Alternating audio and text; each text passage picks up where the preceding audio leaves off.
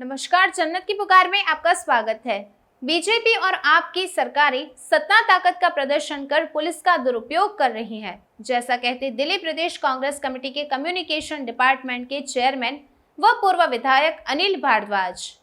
दिल्ली प्रदेश Congress committee के communication department के chairman व पूर्व विधायक अनिल भारद्वाज ने कहा है कि भाजपा और आम आदमी पार्टी दोनों सरकारें पुलिस का दुरुपयोग कर बदले और प्रतिशोध की राजनीति कर रही हैं। यह पहले ही स्पष्ट हो गया था जब पंजाब पुलिस ने दिल्ली में कांग्रेस नेता अलका लांबा और गाजियाबाद में कवि डॉक्टर कुमार विश्वास के दरवाजे पर दस्तक दिए थे और भाजपा शासित असम सरकार ने गुजरात के विधायक दलित नेता जिग्नेश मेवाणी को राजनीतिक टिप्पणी करने के आरोप में गिरफ्तार किया था। उन्होंने कहा कि लोकतांत्रिक देश में तानाशाह सरकारें अपना आधिपत्य और प्रशासनिक ताकत का बदले की भावना से प्रयोग कर रही है। पूर्व कांग्रेस विधायक अनिल भारद्वाज आदर्श नगर जिला कांग्रेस कमेटी द्वारा आयोजित संगठनात्मक बैठक में भाग लेने पहुंचे थे। जिला अध्यक्ष मनोज यादव जी के नेतृत्व में त्रिनगर के अग्रसेन भवन में आयोजित बैठक में DRO दिग्विजय सिंह ने सभी कार्यकर्ताओं से बातचीत की। इस पर चर्चा की और सब चुनाव होता है ब्लॉक कर हमारे कोऑर्डिनेटर बैठे हैं, एक कार्य योजना बनाएंगे और ये इनकी जिम्मेदारी है। जो सुझाव आया कि मेंबरशिप को कैसे संगठित करें, संगठन का चुनाव बहुत ही महत्वपूर्ण इसलिए भी होता है कि आप ही की बुनियाद पर पार्टी का ढांचा खड़ा होता है। किसी का PCC मेंबर बन जाना, डेलीगेट बन जाना कोई बहुत बड़ी बात नहीं है। मतलब यह है कि कांग्रेस की मजबूत इमारत रहे, उसके लिए मजबूत खंभे हों और इसकी बुनियाद आपको बनानी है तो ये ज्यादा महत्वपूर्ण होता है। मेंबरशिप पार्टी हाईकमान और दिल्ली प्रदेश कांग्रेस कमेटी की तरफ से जो आदेश होंगे, जो हमारे अध्यक्ष की तरफ से चौधरी अनिल कुमार जी की तरफ से आदेश होंगे, उसके अनुसार इस चुनावी प्रक्रिया को पूरा करेंगे और सबको उचित सम्मान मिले इसके लिए प्रयास करेंगे। आप सब यहाँ आए हैं, आपका बहुत बहुत धन्यवाद। जय हिंद, जय भारत। एक बार जोरदार तालियां बजाकर, क्योंकि चुनाव के संगठन को कैसे तैयार करना है, संगठन से सरकारें बनती है, संगठन से सारा सिस्टम चलता है, ये हम सब जानते हैं।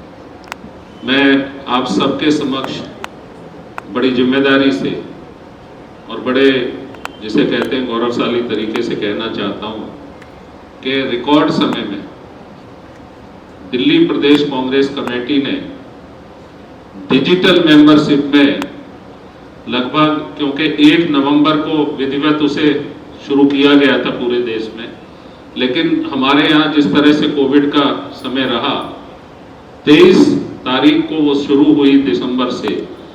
ईवान गालिब हॉल में आप में से कुछ साथी गए होंगे। डिजिटल जो मेंबरशिप थी और आप सबकी मदद से रिकॉर्ड समय में 4 लाख के आसपास 3,80,000 से ज्यादा मेंबरशिप कांग्रेस पार्टी ने आपकी मदद से की। आपके जिले को भी बधाई है। लगभग 20,000, सॉरी भाई अध्यक्ष जी आपकी कमी रह जाती 25,000 मेंबरशिप डिजिटल, क्योंकि वेरीफाइड मेंबरशिप है और वेरीफाइड मेंबरशिप की बात जब अभी कर रहे थे पंडित जी, तो ये कह रहे थे कि पहले जो मेंबर देख रहे थे कांग्रेस की देख रही है। नहीं, देखिए, किसी भी सरकार को कोर्ट ऑफ लॉ है और कहीं ना कहीं न्यायालय में इस बात को रखना चाहिए। कोई नोटिस अगर उन्होंने इशू किया है और नोटिस को अगर कोई उस पर नहीं कार्रवाई हो रही है तो पहले न्यायालय से उसके लिए उचित तरीका है। ये नहीं है कि किसी भी राजनीतिक सामाजिक कार्यकर्ता को आप इस तरह से अमानवीय तरीके से किसी को, वो कोई अपराधी इस तरह के नहीं है कि उनको रात को उठाया जाए। और जिस तरह की कार्रवाई देखने को मिल रही है, मैं समझता हूँ कि दोनों सरकारें कहीं ना कहीं इसमें सत्ता का दुरुपयोग नज़र आ रहा है और पुलिस का बेजा और इस्तेमाल और पुलिस का राजनीतिकरण मुझे इसमें नज़र आ रहा है। पुलिस को भी संवेदनशील तरीके से किसी केस को देखना चाहिए कि जब जो केस आया है किसके विरुद्ध है, क्या है। और जल्दबाजी और जिस तरह की आपाधापी है, उससे ये नज़र आता है कि कहीं ना कहीं इन केसेज में जो पिछले दिनों श्री जिग्नेश मेवाणी का हो, चाहे श्रीमती अलका लांबा का हो, चाहे डॉक्टर कुमार विश्वास को नोटिस हो, और अब जो हुआ है कल दिल्ली में ये बग्गा जी हों, इन सब केसेज में कहीं ना कहीं ये लगता है कि पुलिस से ज़्यादा कहीं ना कहीं उनके जो राजनीतिक आका हैं वो संचालित कर रहे हैं इस तरह के।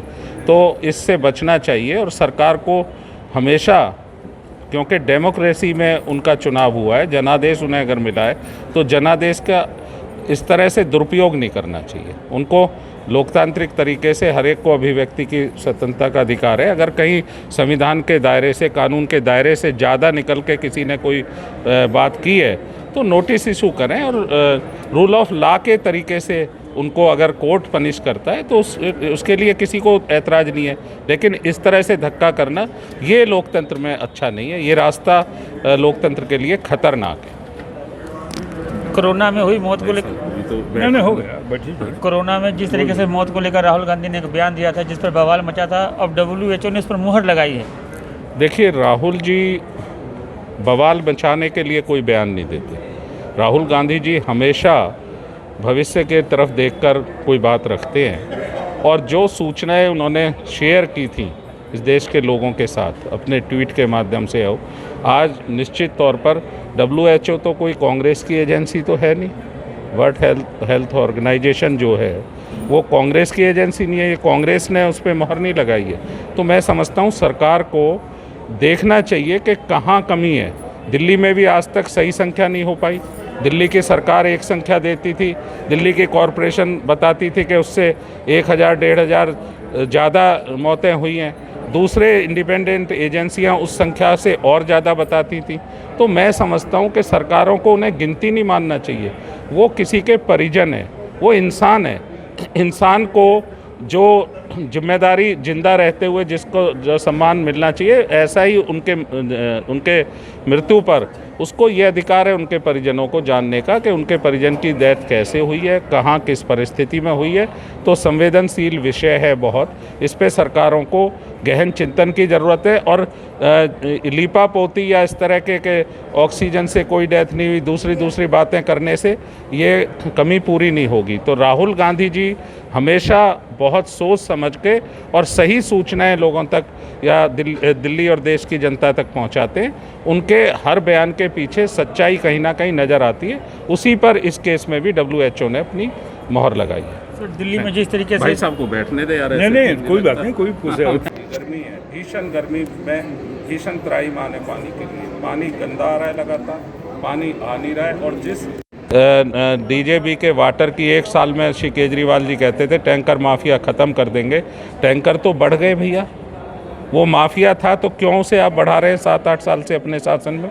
अगर उस समय अगर शीला दीक्षित जी गलत थी तो आपने तो कहा था हम 6 महीने में केस करके उनको सजा वहाँ तक पहुँचा देंगे। आपने तो वो बेचारी स्वर्गवासी हो गई जिन्होंने दिल्ली की इतनी सेवा की, दिल्ली के मान सम्मान को बढ़ाया, दिल्ली को विकास के रास्ते पे आगे ले गई, दिल्ली को विश्व स्तरीय शहर बनाया, दिल्ली में मेट्रो का, दिल्ली में पुलों का, अंडरपास, फ्लाईओवर का निर्माण किया, हॉस्पिटल्स का निर्माण किया, नई यूनिवर्सिटीज़ का निर्माण किया। इन्होंने तो एक भी यूनिवर्सिटी नहीं बनाई, एक महाविद्यालय भी नया नहीं बनाया। 500 स्कूल बनाएंगे हर टर्नओवर में, यहाँ तो सिर्फ एक बापरोला के स्कूल के अलावा कोई स्कूल नहीं बना। सिर्फ उन्हीं को जो हमारे बनी हुई चीज़ें थी उनको आप मेंटेन करके उन पे कहते हैं रंग रोगन बरसा के कुछ स्कूल चुन लिए, वहाँ सबको ले जाते हैं, वो अच्छे स्कूल हो गए। तो ये रास्ता तो सच का नहीं है ना भैया।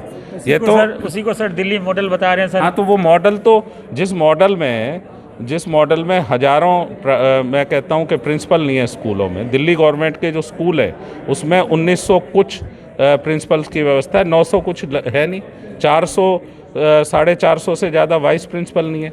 तो वो मॉडल किस तरह चल रहा है, क्योंकि उन्हें पता नहीं है ना।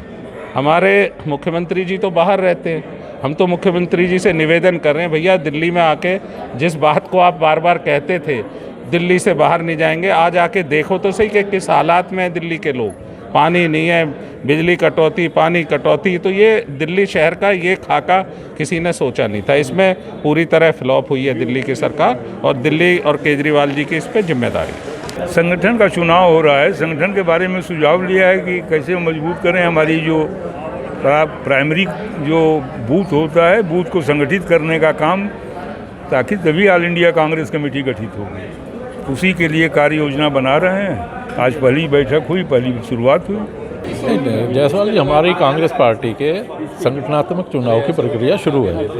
उसी कड़ी में आज हमारे DRO साहब दिग्विजय सिंह जी यहाँ आए थे।